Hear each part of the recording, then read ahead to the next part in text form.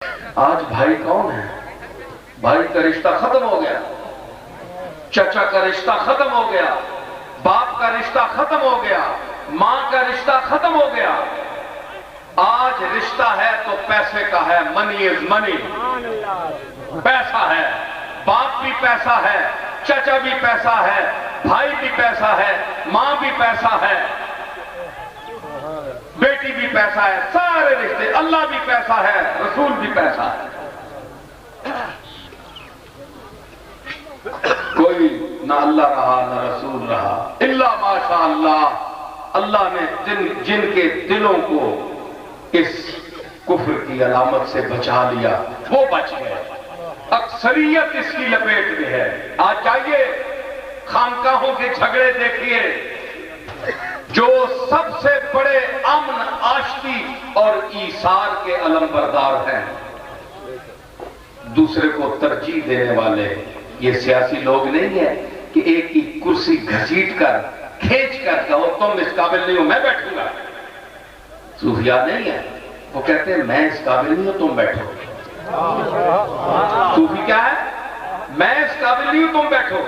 حضرت صدیق اکبر ویسے ہی نہیں بیٹھ گئے، کچھ لوگوں کا خیال ہے کہ انہوں نے جبرن جو ہے فاروق اعظم نے انہوں نے جبرن خلافت لے لی، ایسی بات نہیں ہے۔ کتاب پڑھیں، سیرت پڑھیں، مطالعہ کریں۔ میں غیر جانبدار ہو کر کہہ رہا ہوں، سنیوں کی نمائندگی ہرگز مقصود نہیں ہے، میں ایک طالب علم ہوں تاریخ کا۔ تو صدیق اکبر کو جم غفیر صحابہ نے منت و سماجت سے کہا کہ ہم نے جو مرتبہ اور قرب حضور کے ساتھ آپ کا دیکھا اور جو آپ نے قربانیاں دی حضور کی ذات پر، جو غم اور دکھ اور مصائب کے دور میں جو کملی والے کا ساتھ اے صدیق اکبر تو نے دیا وہ کسی نے نہیں دیا، اس لیے اس منصب کے لائق تو ہے۔ تو سب نے عرض کر کے صدیق اکبر کو اس جگہ پر بٹھایا۔ یہی حال فاروق اعظم کا ہے۔ تو یہ لوگ خود کرسیوں پر نہیں بیٹھے۔ خلفائے راشدین کی سیرت میں دیکھیں تمام صوفیاء اعظام کو کہ کوئی شخص نہ کسی منصب اقتدار پر بیٹھا نہ خلافت پر بیٹھا، بلکہ فردن فردن ہر ایک کہہ رہا تھا کہ میں تو اس قابل نہیں ہوں، میرا بھائی دوسرا اس قابل ہے، اس کو ترجیح دی۔ لیکن یہ دنیا داری نہیں ہے نا، یہ اور دنیا ہے، یہ اللہ کو دیکھتے ہیں۔ وَيَبْقَى وَجْهُ رَبِّكَ ذُو الْجَلَالِ وَالْإِكْرَامِ، ان کو پتہ ہے کہ یہ 4 دن کا کھیل ہے۔ تو میں اپنی نظر میں گناہگار ہوں، یہ میرا بھائی مجھ سے اچھا ہے، اس لیے اس کو ترجیح دو۔ دنیا دار کہتا ہے نہیں، جب تک میں ہوں زندہ ہوں، بہوش و حواس بیٹھا ہوا ہوں، میں اپنا اقتدار نہیں چھوڑوں گا۔ دیکھ لیجئے آپ کے سامنے ہے پاکستان کا اقتدار، ووٹیں بھی مل گئی، منتخب بھی ہو گئے، صدارت بھی آ گئی، لیکن جس نظام کے قیام کے لیے پاکستان معرض وجود میں آیا تھا وہ نظام مصطفیٰ تھا، نظام قرآن تھا۔ آج تک 60 سال ہو گئے، ان کسی کم وقت سے یہ نظام اس ملک میں نافذ نہ ہو سکا۔ اپنی کرسیاں سنبھالتے رہے، ووٹیں مانگتے رہے، اقتدار اعلیٰ کی ہوس رکھی، جو بھی آیا اپنی کرسی کی حفاظت کی، لیکن جس کے صدقے مل رہا ہے، جس کا صدقہ مل رہا ہے، اس کے نظام کی کسی کو پرواہ نہیں۔ تو اے امت محمدیہ، آپ اللہ کی بارگاہ میں التجا کریں کہ پاکستان کو ایسی قیادت ملے جو کملی والے کے ساتھ مخلص ہو، جو اپنے مالک رب الارباب کے ساتھ مخلص ہو، جو اس ملک میں اس ملک کے لائق جو نظام ہے وہ نافذ کرے، پھر ہم مانیں گے۔ ہم نے تو یہ بھی کہا کہ ہم خانقاہوں سے تعلق رکھنے والے غیر سیاسی لوگ ہیں،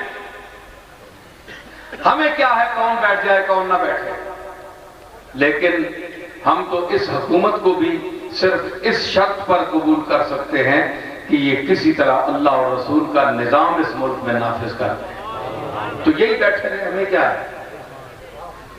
لیکن سیاسی یہ بات نہیں مانے گا، وہ کہے گا کہ مشرف اترے، مشرف جائے۔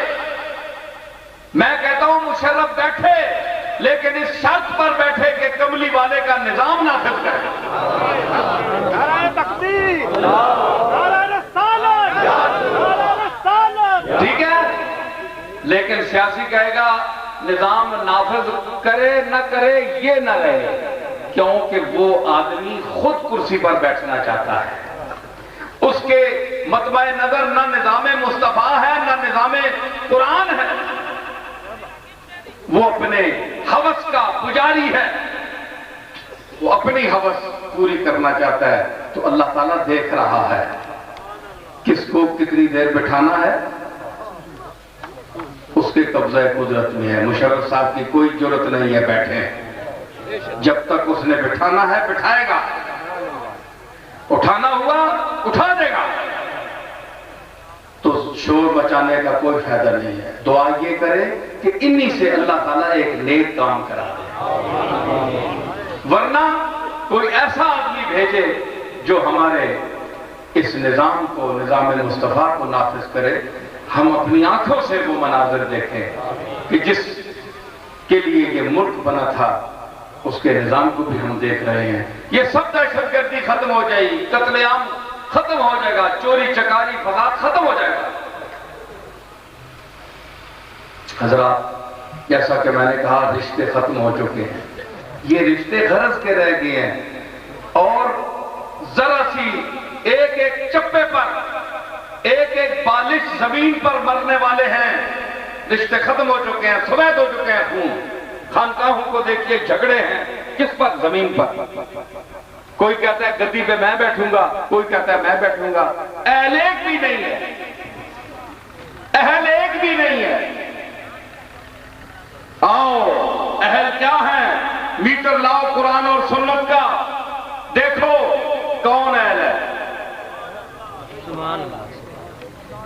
تو آج خانقاہی نظام کو دیکھا جائے تو نہ کوئی بڑا اہل نکلے گا نہ کوئی چھوٹا نکلے گا، تو صرف گدیوں پر براجمان ہو کر بیٹھ جانا یہ سجادہ نشینی نہیں ہے،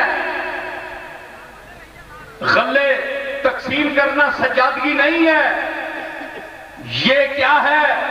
یہ کھانا ہے مال، ان کے نام پر مال کھانا، ان کو کیش کرانا باپ دادوں کو، یہ پیری نہیں ہے۔